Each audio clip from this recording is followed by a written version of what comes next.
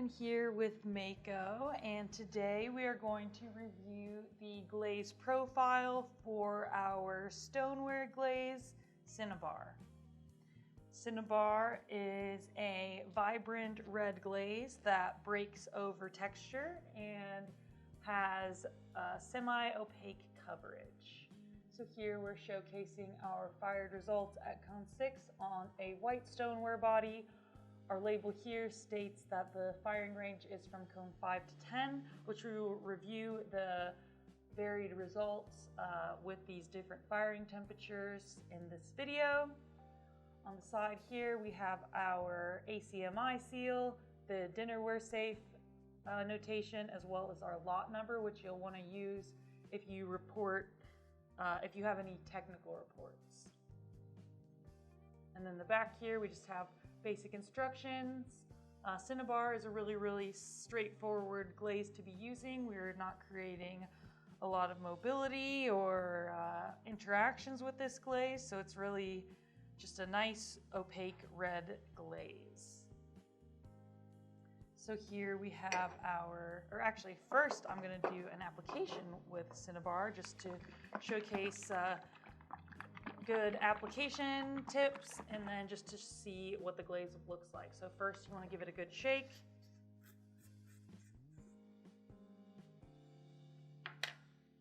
Got that deep red color. And then I'm going to glaze this tile just like I glazed these tiles here. So I like to really swirl my brush in the glaze here to make sure it's nice and loaded. And usually by the time I get to my tile, I'm like the glaze is kind of still dripping off the brush almost, because I want to put this on nice and thick.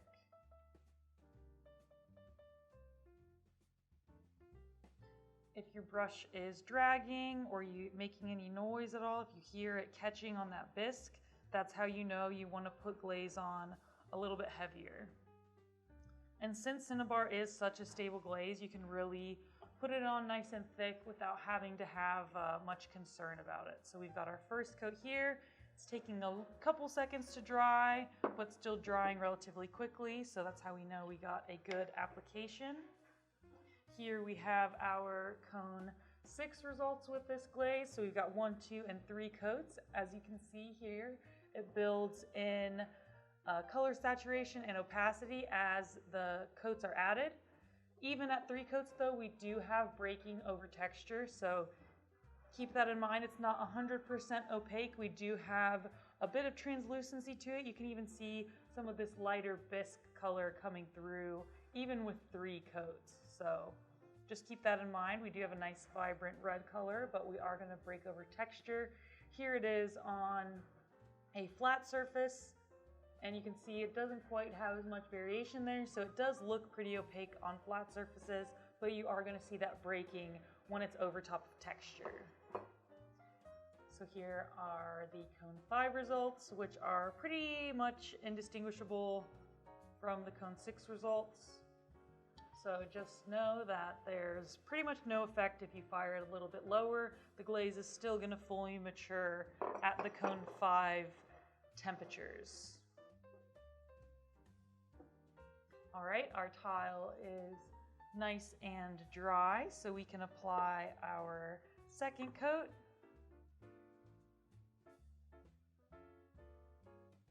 So this was maybe a little heavier than I wanted, so I'm just gonna pull some onto the back. If I left it this thick, I would end up with drips from the glaze.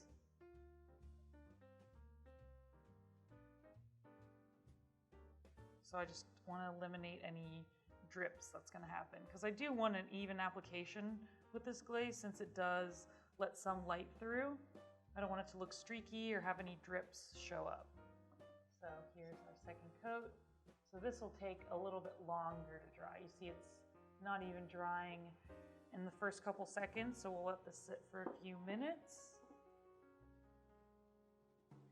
And then we'll review our flux results with Cinnabar. So Cinnabar is actually the glaze that we use to showcase flux on our chip charts and on our website. So this shouldn't be unfamiliar sight to you if you have used flux before, but on this we have flux under Cinnabar, which is actually the opposite of what we do on our tiles. So this side might be a little bit informative. We put 2 coats of light flux, 2 coats of dark flux, and then 3 coats of Cinnabar over the whole thing. The flux being underneath the Cinnabar did create a nice amount of interaction with the glaze, which is really pretty, and the dark flux showed up as blue, which looks great with that red from the glaze. And then on the back here we have flux over Cinnabar, so this is how we have it glazed on the tile. Cinnabar sometimes does these like little pin holes here. So they're not pinholes, but like they're little dots throughout the glaze. So you'll see it on this combo here, and it shows up with birch sometimes, but not always. So I'm not really sure what causes that, but it looks really cool. I like the pattern that it comes up with. Pretty neat. And then here we have our cone 10 reduction results. So you can see compared to the cone 6 results, we do get quite a bit darker. So here's 3 coats. So we're still break over texture though, but we do lose a bit of that brightness from the red. It's closer to a brick red or a reddish brown color with cone 10.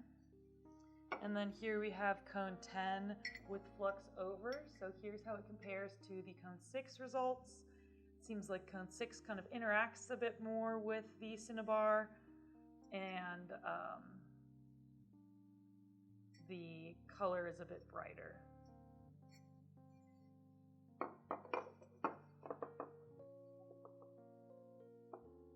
Next we have it here on different clay bodies. So whenever we fire on different clay bodies, we do fire to cone 6 with a 10-minute hold to alleviate any possible surface texture that occurs from the outgassing of raw materials in the different clay bodies.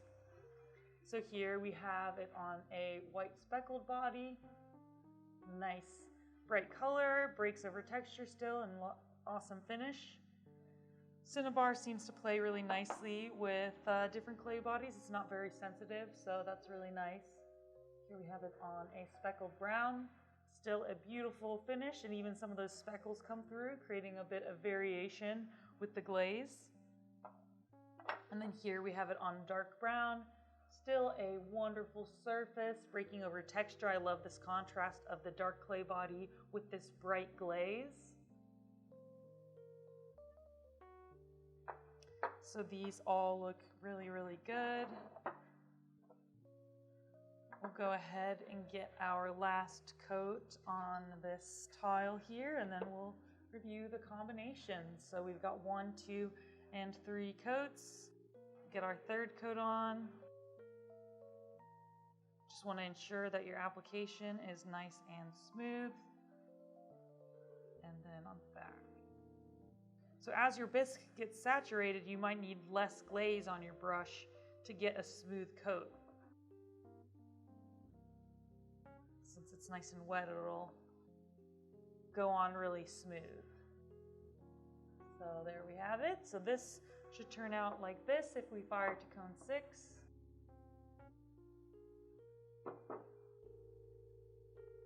And then here we have our combination.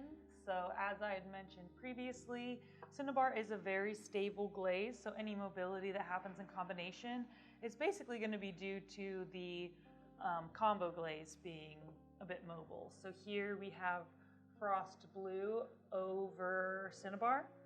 Like I said, we have these like little pulls from the glaze on top, which is kind of a cool effect. So we put 2 coats of Cinnabar on the whole thing, and then 2 coats of frost blue just to the bottom of the texture. So you can see it sagged a bit where it was really heavy here, but for the most part it's a pretty stable combination. We have a semi-matte finish with little specks of bursts of gloss in there, which I love having that contrast. Here we have birch over Cinnabar. So we do have some combos posted that have it showcasing this way, which I have seen before.